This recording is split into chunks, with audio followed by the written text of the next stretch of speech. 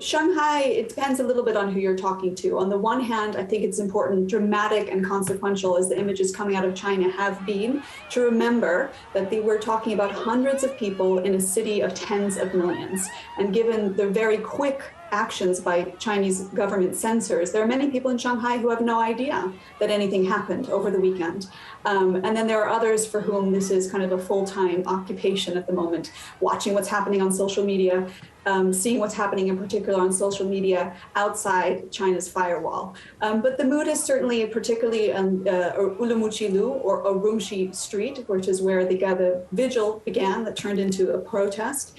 It's been barricaded off. It's a very hip kind of shopping district with also residential compounds, kind of a very trendy location, but the shops are difficult to access. Kind of the hipster cafes are probably not doing the brisk business they usually would be, and there is a heavier police presence. So when people do go by there, they're asked to not take photographs or asked to delete photographs. People, I believe, have also had phones kind of confiscated while the police delete photographs. So, you know, the incident has clearly, in some sense, come to a conclusion in Shanghai. Yeah.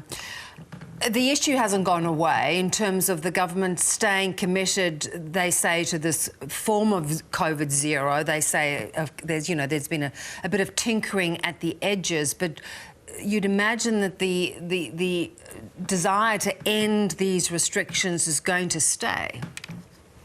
Yes, I think the risk for Beijing now is losing both control of the virus and public patience. And that's a little bit what we're seeing at the moment. On November 11th, there was an announcement of 20 measures that were meant to kind of loosen some of the restrictions, but we've seen most of those measures not being implemented at the local level amid surging cases. Now, we are now at kind of the highest level of cases we've ever seen in China since the outset of the pandemic, certainly higher than during the strict lockdowns that we experienced in Shanghai. And although Shanghai is mostly not locked down, other cities across China are. And since the beginning of this week, we've also seen the highest number of cities in China with restrictions that we've seen since April. So in terms of both cases and public sentiment, things are going in the wrong direction. And I think your question or your comment, about kind of zero COVID and the continuation of it, it feels endless, relentless, kind of this perpetual policy. And I think that's what a little bit of these this kind of outpouring of discontent was related to. People are COVID zero weary and frustrated.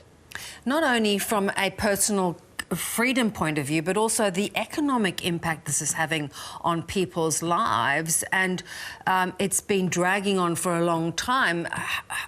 How is it flowing through as this continues? It's an excellent point. I always like to say that it's important to remember that this is not just, a couple of spoiled expatriates in Shanghai complaining because it's difficult to fly in and out of the country. This is people's livelihoods across the country, because at this point, as the virus has spread throughout China, it's really disrupted many people's livelihoods, their education, their mental, emotional, physical health, as even getting care for non-COVID related or illnesses or COVID restrictions make it difficult sometimes to receive primary care. Youth unemployment is at a very high level right now. So we've seen, for example, over the past few days, over 70 universities have had some form of kind of protest or action to express discontent with the policies. And that's also because a lot of these, highly educated young people are facing kind of grim economic prospects. The controls have really stomped on both consumer and investor confidence, and we've seen the drag on China's growth, and the economic outlook remains quite bleak. And so I think it's both economic and personal frustration that people are experiencing at the moment. And, Maddie, it's not just China, because China is such a powerhouse economy that fuels so much of the global economy. It's really flowing on to many other countries that are already struggling. That's exactly right. China has been the largest and most reliable source of global growth for a long time. For in the last 20 years, it's accounted for 25% of GDP growth globally. And we're seeing it really drag on regional growth and global growth. I mean, it was China who actually carried the world kind of out of the financial crisis recession in 2008, 2009, and China who began the recovery out of the initial wave of the pandemic. So it feels all the more disconcerting now to see China heading into our fourth winter of COVID, while the rest of the world seems to kind of started the experience with the pandemic later and ended it earlier, even though, of course, COVID is not over anywhere. The populations have shifted from needing to manage living with the virus through lockdowns and instead through vaccinations and medications should they become ill. Yeah. You know, another big powerhouse is Huawei, that had been making inroads globally, but they are coming under increasing pressure too. The US has banned telecommunications equipment.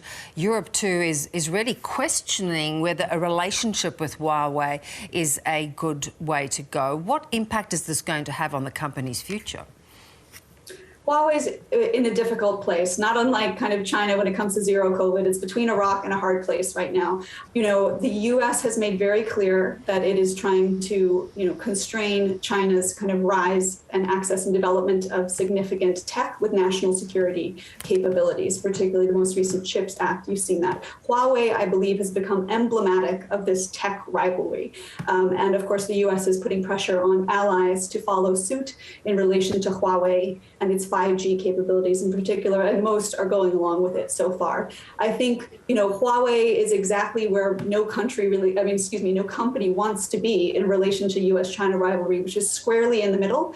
And so I think Huawei has sought to kind of diversify some of its economic activities and business activities to make up for the fact that it's not going to get market access in markets that it was counting on. But if the goal was to kind of kneecap Huawei and its development, so to speak, that's certainly been something that we're seeing. Yeah, that is interesting. And of course, I guess with the Ukraine war, it's become very apparent that no country can be too dependent on any one other country and also any one company.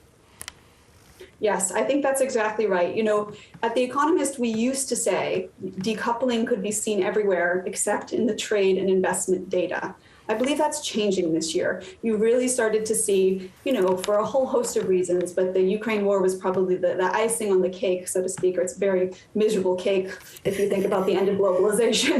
But that, the new concepts of this new geography of global business, disruptions, geopolitical pressures, where having all of, your eggs in one basket, be it China or anyone else, seems too risky. Obviously, Europe is learning this lesson the hard way when it comes to energy and Russia, but you see increasingly here regionally in Asia, a question of whether a China +1 strategy or even, a nearshoring, friendshoring, there are all of these terms that were developed pre-pandemic, pre-war, but you're now seeing kind of investments being more strategically made in trying to manage risk and diversify risk. Great to speak, as always, Maddie. Stay safe there, and we'll talk soon. Thank you. Thanks for having me.